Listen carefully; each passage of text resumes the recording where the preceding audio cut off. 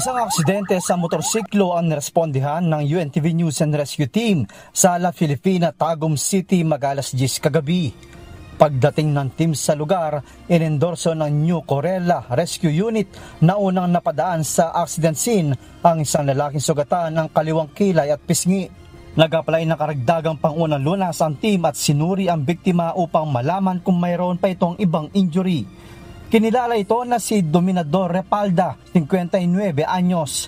Ayon sa asawa ng biktima, galing sila sa isang bar at papauwi na nang mangyari ang aksidente.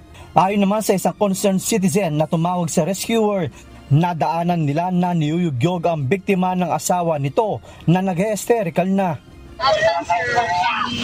Sir, naana siya sa semento siya. Si mami ko hysterical siya. At wala siya kabantay na yung bana din. Susna.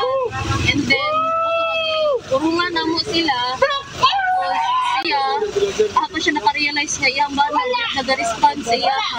Yan ginauyog. Kami nakita na mo. Basta nakitubo. Magpula mo siya mga twice or twice. Matapos malapatan ng pangunang lunas ang biktima ay dinala ito sa Davao Regional Medical Center.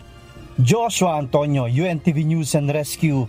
Diyos ang aming sandigan, serbisyo publiko ang aming pinahalagahan.